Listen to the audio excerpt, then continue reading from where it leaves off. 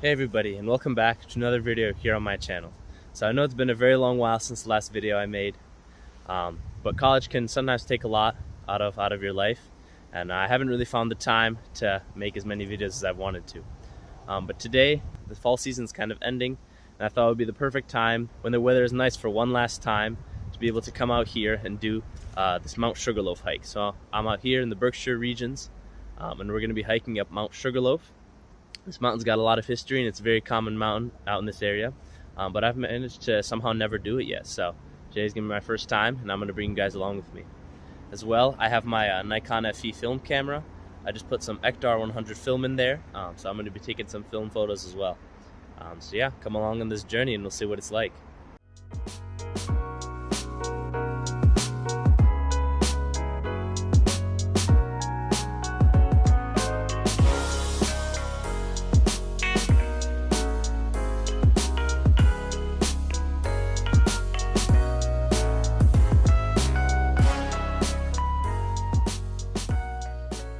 So, a little bit of history about this mountain range. There's two mountains actually. There's North Sugarloaf Mountain and South Sugarloaf Mountain. Right now, I'm heading up the steeper part of South Sugarloaf. And then we're gonna descend down a little bit into another small valley, and then go back up to the North Sugarloaf Mountain. These mountains were actually created by a big glacial event a long time ago, when this area used to be one big giant glacial lake. So Glacial Lake Hitchcock is basically at the bottom of the what is now known as the Connecticut River. That was the very bottom part of its of the lake, and when the time came for the glaciers to retreat, when the earth was warming up slightly, these two mountains were created when the glacier was actually carving over them. So on one side you can see that it's very sloped, and on the other side it's very steep.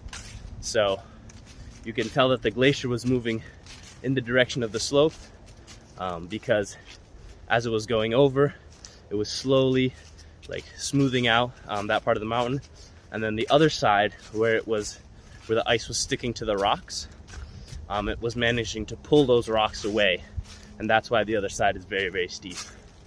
Another cool interesting fact about this region is it's made of prominently made of Arkose sandstone. It's a sedimentary type of rock. Its sedimentary qualities also make it very brittle, and that's particularly why the glacial ice was able to very easily carve out this mountain in this area. We finally came to our first little opening. We're not at the top of the mountain yet, maybe only about halfway up, but right behind me, I can show you guys, there's a nice great view of the Pioneer Valley. So right down there is the Connecticut River.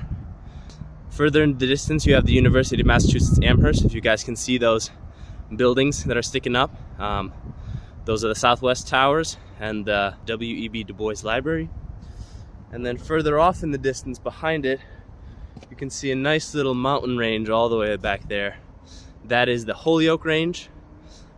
We've got some prominent mountains such as Mount Holyoke, Mount Hitchcock, and the Three Sisters. It's a very nice hike indeed, about 5 miles, pretty strenuous, so it's very fun, very rewarding when you do finish it.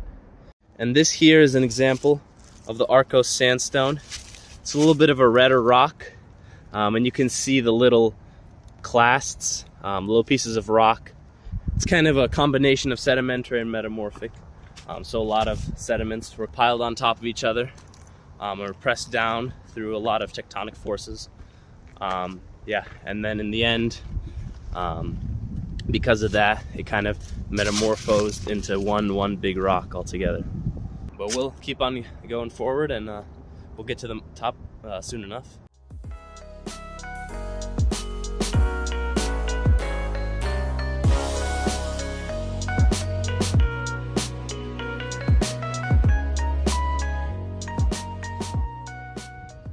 Alright, so we've now reached the very top of South Sugarloaf. Didn't take me that long, maybe about 15 minutes maximum. I'm gonna snap a couple photos, maybe take out my drone, fly it around a little bit, and get some cool footage, and then we're gonna keep on going all the way north over to North Sugarloaf, and then once we get off of that mountain, we're gonna come back down to the car. I think that'll be the whole day.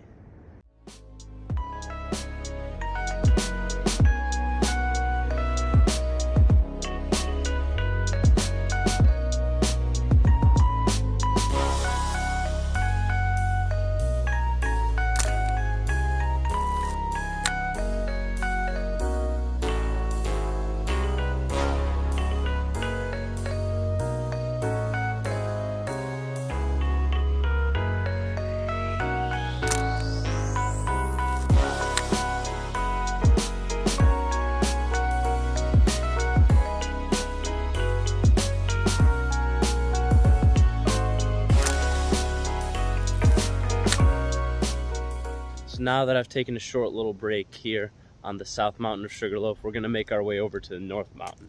We'll see what it's like over there. We can already see the top of the North Sugarloaf mountain. It's right behind me here. So that's it. We're gonna be going right up there. But first, we gotta go all the way down there before we can get up there.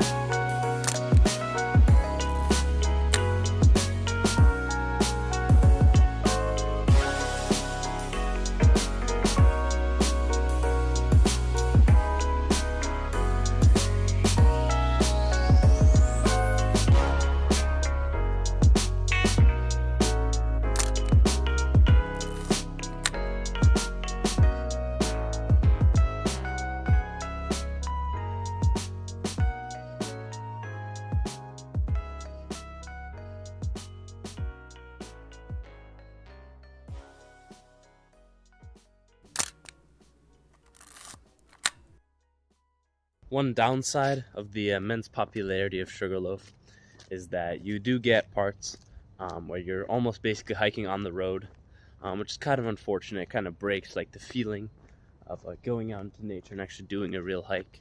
The good thing is it's accessible to a lot of people. A lot of people can get out and enjoy nature, which is really the main goal, I think, of like hiking and like conservation and stuff like that. We want people to be able to enjoy the good parts. But now we're on a trail again, so now it really feels like you're really in nature and you're really connected to this wonderful wildlife. One important thing to always remember, you always should know what blazes you're following. So there are always these markings on trees on most hiking trails that kind of indicate where the trail is going, so that you don't get lost in the forest. So here I'm hiking on the blue blazes. So every time that I look among the trees and I think I might be lost, I need to look out for this color blue on the tree, and then from there you can find the trail pretty easily. Usually it's marked out really well. But yeah, whenever you're out in nature, always make sure you're being safe, following the trail and knowing exactly where you are.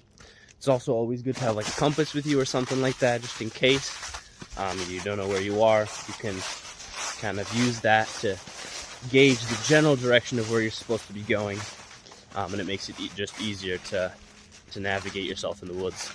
Right here is a perfect instance of what I was talking about earlier about the blazes. So as I'm walking down this path right here, you guys can see the trail naturally goes forward, keeps on going that way. But what I was following earlier was the blue blazes, and in fact there is a blue blaze over on that tree. So this is a place where the trail kind of diverges. And if I kept going forward and aimlessly followed the path, then I would just keep on going, but I wouldn't go to where I needed to go or where I wanted to go. And in fact, if I want to go up Mount Sugarloaf, I have to actually start climbing the mountain now and following these blue blazes, in fact.